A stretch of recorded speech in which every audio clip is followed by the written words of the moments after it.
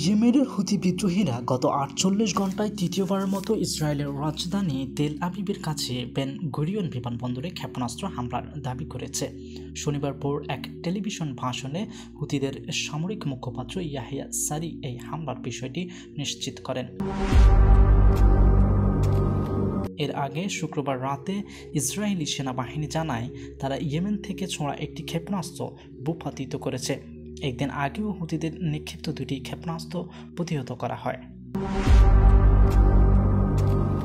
হুথিদের ক্রমাগত হামলার পরিপ্রেক্ষিতে মার্কিন প্রেসিডেন্ট ডোনাল্ড ট্রাম্প হুথিদের বিরুদ্ধে কঠোর পদক্ষেপ নেওয়ার ঘোষণা দেন।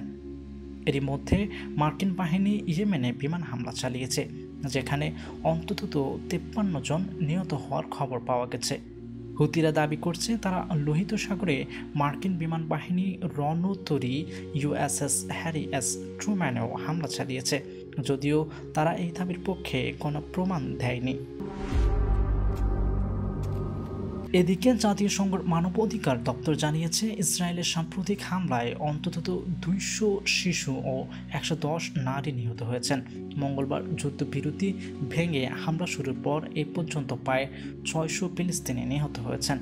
গাজার স্বাস্থ্য মন্ত্রণালয়ের তথ্য অনুযায়ী চলমান সংঘাতে প্রায় 49,657 জন ফিলিস্তিনি নিহত হয় ও 1,12,950 জন আহত হয়েছে।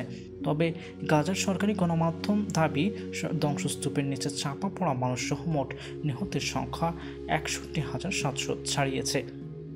অন্যদিকে ইসরায়েল জানিয়েছে 2023 সালে 7 অক্টোবর হামাসের আক্রমণে 1,139 জন নিহত ও 200 জনের বেশি মানুষ অপহৃত হন। 2023 সালের শেষের দিকে হামাস ইসরায়েল যুদ্ধ শুরুর পথে হুথিরা শতাধিক জাহাজে হামলা চালিয়েছে। দাবি জানিয়েছেন গাজার ফিলিস্তিনের প্রতি সংহতি জানিয়ে তারা এসব হামলা চালিয়ে যাচ্ছে। এর ফলে বিশ্ব বাণিজ্য বড় ধরনের বেঘাত সৃষ্টি হয়েছে।